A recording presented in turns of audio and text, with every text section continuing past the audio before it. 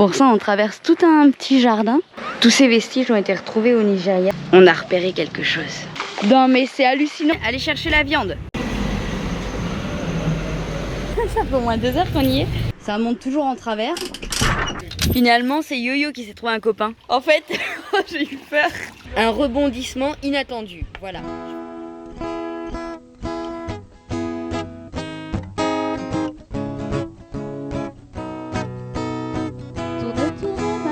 Je te regarde, tu danses sur un air de mise en garde. Bonjour à tous, bienvenue dans cette nouvelle vidéo et nous voici de retour chez Christian et Amina pour passer le week-end avec eux. Voilà, on a posé Barbouille ici, tranquillou, comme la dernière fois. Et puis on va profiter du week-end tous ensemble, se balader, profiter de la piscine et tout et tout. Allez, vous allez voir ça dans la vidéo. Et puis on revient aussi, on vous montre la visite du musée qu'on avait fait du côté de Yayem. On avait décidé de séparer les vidéos en deux pour pas vous mettre 2 visites dans une même vidéo, pour que vous en puissiez en profiter dans cette vidéo. Voilà, allez c'est parti, on vous montre tout ça. On est parti donc près du restaurant le Miam Miam, il y a le musée de Maïkao. Et donc on va aller voir ce musée, donc ce musée qui est là pour expliquer l'histoire de l'Afrique de l'Ouest. Alors non pas du Sénégal vraiment, mais de l'Afrique de l'Ouest. Donc on va aller découvrir ça, il paraît que c'est grandiose. Pour ça on traverse tout un petit jardin et une belle petite allée de coquillages. Là il y avait donc le lac, enfin le bassin, enfin un grand lac en fait. Et toutes les rivières qui alimentaient finalement le Sahara. On passe pas trop par là, mais là il y a des montagnes, donc il doit y avoir des rivières quand même. Non mais regarde, là t'as l'Atlas. Ouais, Djerba qui est là. Ben, en fait, ça c'est par rapport à la situation géographique qu'ils expliquent. Plus proche de l'équateur, le Sahara s'est réchauffé en premier en fait. Et ça a permis donc le développement d'abord sur le Sahara avant l'Europe. La dame nous expliquait donc les numéros qu'il y a sur les vitrines ne correspondent plus à ce qu'il y a sur les panneaux puisqu'ils ont reçu énormément de dons et donc ils ont tout rajouté pour que tout le monde puisse tout voir. Alors là on a des morceaux donc, de flèches en fait, de lances, tout simplement. Vous voyez là entière. Ici. Regarde ce que je te disais, l'Afrique romaine. Oui, c'est ce dont on parlait. Ils ne sont pas descendus jusque là, tu vois. Ils ne sont pas descendus sur la côte. Regarde les Canaries, ils ne sont pas descendus. C'est pour ça que tu as quelques vestiges ici, au Libélis, tout ça. Mais tu en as beaucoup là. Ils ne sont pas descendus jusque là. Oui, c'est ce dont on parlait. Et là, il y a la Tunisie qui est là. Tous ces vestiges ont été retrouvés au Nigeria. Donc, c'est les vestiges d'une mystérieuse civilisation qui a été nommée Nok, en référence au village là où ils ont été découverts. En tout cas, pour les premières découvertes au Nigeria.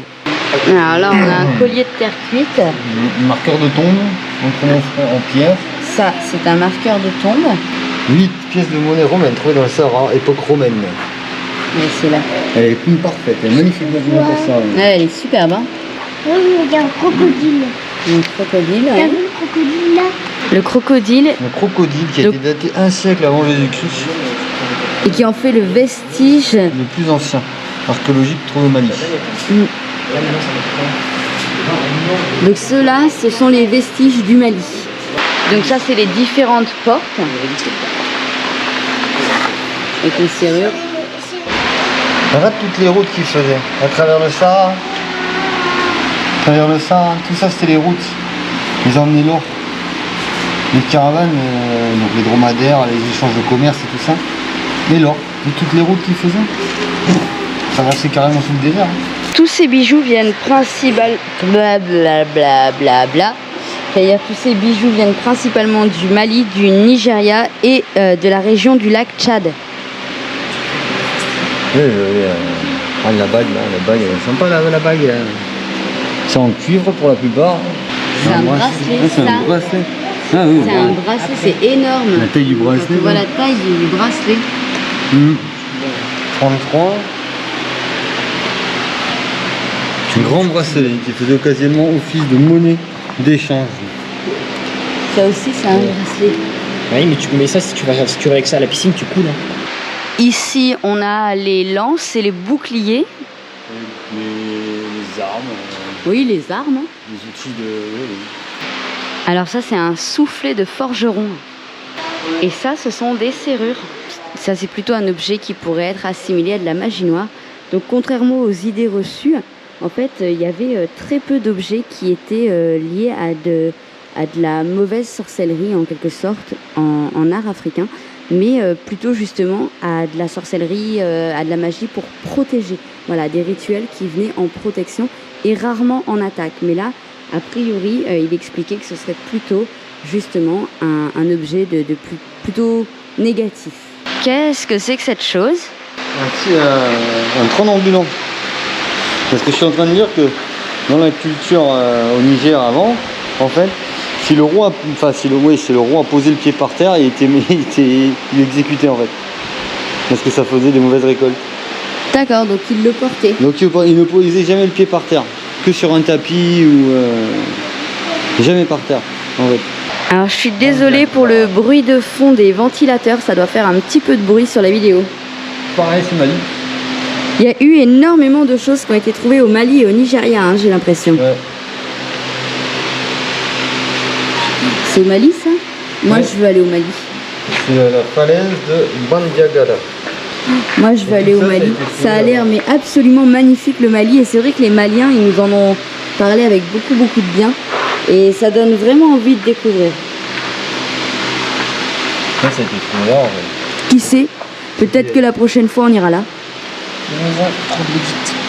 Voilà encore des statues qui sont là pour chasser le mauvais sort et donc pour protéger. Alors ici c'est un bout de tissu en raffia tissé. Alors je ne sais pas si vous savez ce que c'est le raffia. On le trouve chez nous en sorte de petite un peu comme une paille en fait. Je ne sais pas si vous voyez ce que c'est. Ce sont les hommes qui ont en charge de préparer les fibres végétales qui servent à la fabrication de ce type d'étoffe. En fait, c'est à partir des jeunes pousses d'un arbre de la famille des palmiers qui donnent la fibre de raffia. Et en fait, cette fibre, elle ne peut pas être filée comme le lin ou le coton et elle a besoin d'être nouée. Donc avant ça, il faut assouplir la fibre qui est dure et extrêmement rêche. Et donc la fibre est amincie jusqu'à la limite de la rupture à l'aide de différents racloirs, de pièces de métal, de coquilles d'escargot. Et une fois les fibres prêtes, le travail de tissage et de broderie peut commencer et est fait par les femmes. Alors ici, c'est une statue provenant du palais d'un sultan au Cameroun. Alors c'est un plateau avec des pièces qui représentent la cour. En fait, d'accord. la cour du roi en fait. Le roi est là sur son cheval, représenté sur son cheval. La reine. Ici, avec à sa gauche, donc Là. ici, la reine. D'accord, et toute la cour.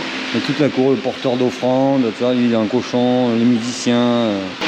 Alors ici, on peut voir la tradition du labré, en fait, ou du plateau labial. Et en fait, il a été très répandu dans l'Afrique noire. En fait, le labré a avant tout une fonction esthétique, mais il a aussi évité à beaucoup de femmes d'être emmenées en esclavage. C'est un mix entre claquettes et talons aiguilles. Non, Ouais. c'est des sandales qui étaient faites pour la saison des pluies pour marcher dans la boue, pour pas avoir les pieds pleins de Pour boue. marcher dans le poteau-poteau. Tout ça, ce sont des statues de spectacle, de danse, de théâtre. Regarde, il n'y a même pas peur. À part le front qui est pas adapté, le reste, ça, c'est plutôt ressemblant. Ah, c'est ressemblant. Hein. Ouais. Et alors ça, c'est pareil, c'était pour les spectacles, c'était les costumes de danse traditionnels. Donc je vous rappelle que le musée n'est pas basé sur le Sénégal, mais sur toute l'Afrique de l'Ouest. Hein. Donc ça inclut le Mali, le Nigeria, le Ghana, le Bénin, le Sénégal aussi, hein, évidemment. Toute l'Afrique de l'Ouest. Et ça, qu'est-ce que c'est? Un xylophone. Et ça, c'est une couverture de lit. Donc ça, c'est des cheveux humains qui ont été montés sur des sacs de cacao de récupération au 19e siècle au Cameroun. Ah ben ça, c'est intéressant. On pourrait parler des couleurs qui sont utilisées pour faire les tissus et les couvertures. Alors en fait, le noir, ça représentait la maturité et l'énergie spirituelle. Le bleu, la paix, l'harmonie, l'amour. Le vert, la végétation, les récoltes, la croissance. Le marron, c'était la couleur de la terre associée à la guérison. Le rose était associé à la femme et à l'essence de vie. Le violet était assimilé à la féminité. Le blanc, c'était la purification, la sanctification. L'or, la royauté. Le haut salut et la gloire, la pureté spirituelle. Et le jaune, c'était la préciosité, la royauté, la santé et la fertilité. Ça donne une idée. sur les couleurs utilisées. Bon alors on a fait le tour du musée, c'était sympathique et maintenant on va aller boire un coup tranquille et puis ensuite on va voir. Qu'est-ce que tu bois Franck? Un doudou cocktail. Il y a quoi dedans? Du lait de coco et du citron vert. On a bu un coup bien frais, on est sorti. Maintenant on sait pas trop ce qu'on va faire parce qu'on est un petit peu en avance, un petit peu beaucoup. Alors peut-être on va rentrer à pied, on sait pas. À voir. On a repéré quelque chose. Je vous montre. Là-bas. Tout là-bas. Oh ça va, l'eau est bonne en plus.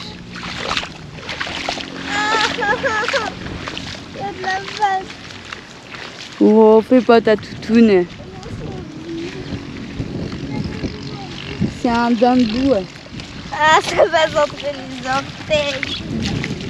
C'est pour te faire un bain pour les pieds. Encore pour les pieds. C'est bon pour là. Par contre, l'eau est très salée, je crois. Parce que c'est un bobo sur le pied et ça pique beaucoup. Aïe. Non, mais c'est hallucinant. L'eau, elle est plus chaude que la douche. Ah, je rigole. Je rigole, Franck. Non, c'est des trous de crabe, ça? Oui. Je sors de là. Ah ouais, j'avoue. Non, mais c'est pas tout. Alors? Tu fais quoi, Loulou? Oh, je regarde parce que là il y a trop de fond pour mettre les planches.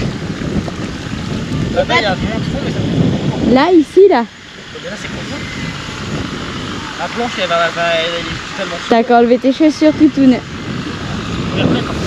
Ah ben oui, Toutoune. Attends, je te regarde te casser la figure dans l'eau. Et donc, là tu vois, là j'ai mis. Je rigolerais que le truc parte avec le courant. Là tu vois, là j'ai trempé mes chaussures. Ah, que. Non, la semelle dépasse encore. Oh, la semelle est pas encore finie. Pas très loin, mais ça passe encore. Tout ça pour pas enlever ses chaussures. Ouais, pour pas les enlever. Faut pas les remettre. Ah, Et- on aurait fallu une autre, comme ça j'aurais fait comme ça. Et maintenant? Bah là maintenant je trempe les pieds. Ah. Maintenant, tu fais demi-tour.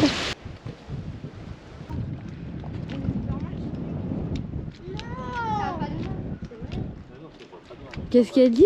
C'est un catamoteur. C'est horrible ce truc. Ouais, dis vivre dessus. Non, c'est moche. Ça a pas de masse, hein. C'est. Non! Vous battez pas, chacun ses goûts. Bon, après on le prend, on le revend, on achète celui qu'on veut. Bah, on achète celui-là. Ça doit bien se vendre 100 000. Attends, tu rigoles ou quoi? Mais on achète celui-là.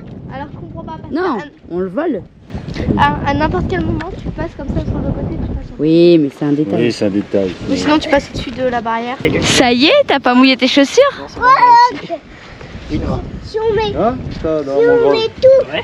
tes trucs de Impeccable. pêche dedans ce bateau et qu'après pêches derrière un on prend temps. mon gilet, on se met dedans, on peut aller se baigner et on vit dedans. Non, Ah oui, on vit dedans. Et comme Vous ça, avez vu? quand On a tout plus le monde d'é- le on avait boisson- plus d'élastique pour Noah. Pince à linge. Putain, les deux coques en plus ça fait garage, tu peux mettre la pirogue entre les deux coques, tu peux rien en dessous. Il t'a explosé la bouche là. Hein? Il t'a explosé la bouche.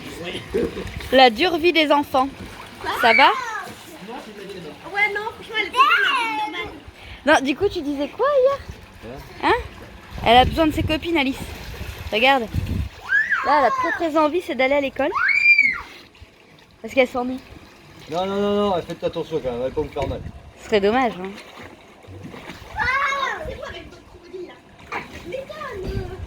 Allez, c'est parti, on va faire les courses pour faire le bourguignon ce soir. Opération numéro 1, aller chercher la viande. Oh, allez, tout bab, ils sont de sortie là. Allez, allez-moi ça là. Allez-les. Alors ici c'est le petit fief du coin. Et on peut boire un coup, tranquille, pas cher. Manger pour pas cher aussi, c'est cool. Hein. Bon alors, entre temps on est parti boire un coup. Le truc il devait durer 10 minutes. Ça fait au moins 2 heures qu'on y est. Donc là on est parti pour aller acheter les légumes. Voilà. Bon du coup 18h30 notre bourguignon est toujours pas attaqué. Trop petit bourguignon. Il est un peu en surcharge ton plat là, non? Mais non, bah, c'est pour qu'il y en ait pour tout le monde. On va enlever les feuilles de l'oreille. Hein. Et voilà, petit bourguignon il est fini. Bon alors tu arrives là ou quoi? Avec ta louche là, il est où ton crapaud là? Tu m'embêtes. Vas-y, un crapaud dedans là, pour épaissir la sauce. Un bon petit crapaud. Les crapauds. Tiens, on met doigts. Une soupe de crapaud. Une soupe de crapaud. Une soupe de crapaud. Ah, t'as mal enlevé, il reste des carottes.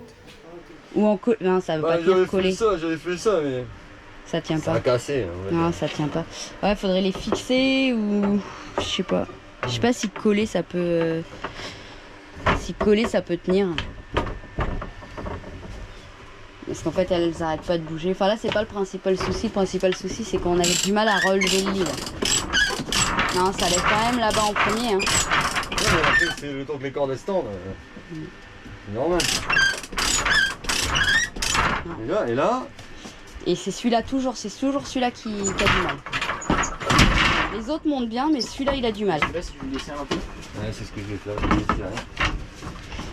Ah, parce qu'on était en train de regarder, parce qu'en fait le principe du lit qui monte au plafond, c'est quand même top. Ça permet de pas faire le lit, ça permet d'avoir un vrai matelas, c'est quand même vachement bien. Le truc c'est qu'en gros un lit pavillon, on regardait les lits pavillons électriques, ça coûte plus 1000 € en fait, sans garantie que ça fonctionne en plus, parce qu'on n'est même pas sûr que ça fonctionne bien ou que ce soit solide. Donc on est en train de regarder comment on peut faire pour améliorer ça en tout cas. On cherche. Parce qu'avant, je galérais pas en fait. Avant. Ben non, et maintenant on galère. Ouais, l'autre jour, c'est depuis que j'ai touché au truc en fait. Oui, mais tu as touché parce que déjà tu galérais un peu. Ouais, mais c'est le matelas. Là ça remonte mieux déjà. Ça monte toujours en travers. Non. Mais ça monte mieux. Peut-être maintenant retire un peu la... Si maintenant tu la raccourcis un peu là-bas là. Pour qu'elle remonte en même temps que les autres. Mais j'ai déjà raccourci. Bah ouais, mais tu peux peut-être raccourcir encore un peu. Ouais, la planche elle Ouais, la frotte. planche, je vais la dégager. Doucement la table. Cette planche aussi là. Celle-là? Ah mais tu pourras la dégager quand tu vas... Puis même, il faudrait la dégager que le fond comme tu as fait là-bas en fait. Putain! Ouais, c'est pas évident là. Non, en fait, c'est en bas, ouais, ça...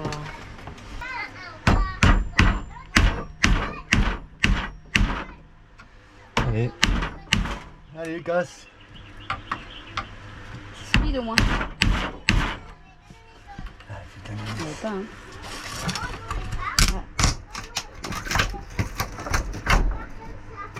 Noah il est content, il joue avec ses petits copains. Alors je résume ce qu'on a fait. On a donc coupé la planche qui était au bout pour plus que ça frotte ici. On a remis donc dans l'axe les barres. On a réglé la tension donc des bouts. Et là on va essayer, au lieu de mettre la poulie ici toute droite là, on va essayer de la déplacer ici pour la mettre ici. Voilà. Après, un truc à envisager qui permettrait que le système soit fait par tout le monde, pas juste par Yo-Yo, ce serait de remplacer le winch manuel par un winch électrique éventuellement. Verdict, ça remonte ou ça remonte pas? Attention, 3, 2, 1. Ouais, c'est serré ça. Ici ça monte pas. Ah mais tu l'avais resserré là? Ah? Bah laisse-le desserrer hein. Allez c'est desserré. Est-ce que ça remonte?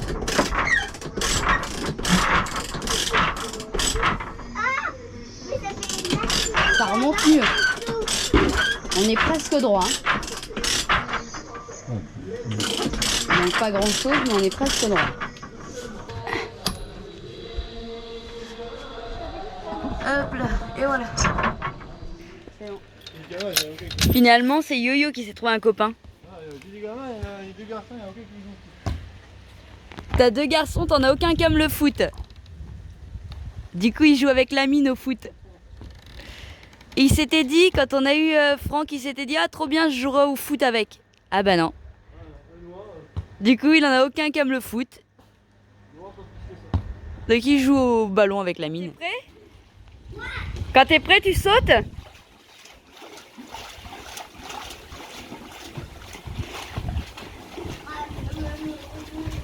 Eh, voilà, vas-y.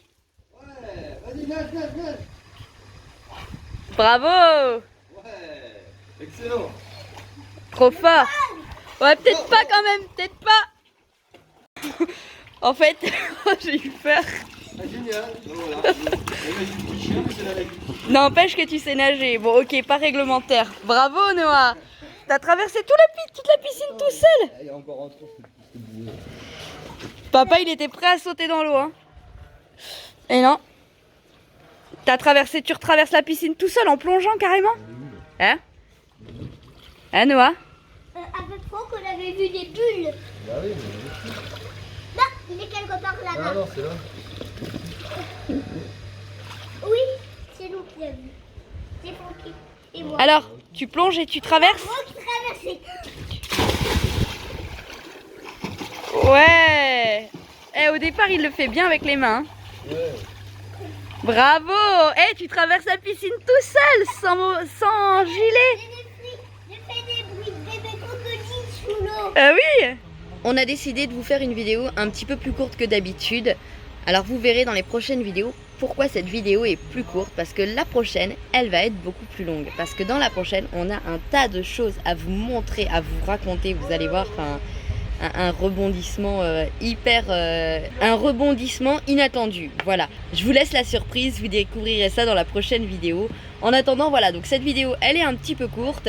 Voilà, donc elle est un petit peu plus courte que d'habitude, mais c'est pas bien grave. Vous verrez, on se rattrape dans la prochaine vidéo. Et je vous montre un petit extrait de la piste qu'on a pris aujourd'hui, qui était très mouvementée. Allez, je vous fais une petite minute d'extrait de ce qu'il y a dans la prochaine vidéo. Et je ne vous dévoile rien du tout de la surprise. Allez, on vous embrasse, on vous dit à bientôt, à la prochaine. Ah oui, vas-y. Alors ce qu'il faut savoir au Sénégal, c'est qu'en fait il y a la route principale, en effet, qui est bétonnée. Mais il faut savoir qu'en fait 90% des routes sur les côtés en fait ne sont pas bétonnées. On verra quand une route en moment donné. On sait pas où on va, mais on y va. Regarde, il y a un panneau. Je crois qu'on est perdu là. Non, c'est bon, regarde. On traverse le stade et on récupère une route là. Et après, c'est tout droit. Là, avec la couche de sable qu'il y a, si on s'arrête, on repart pas. Pour l'instant, ça passe. Je pense qu'on a du mal à se faire que ce n'est pas un 4x4. On est lourd là. On est dans le sale avec ça. Ouais.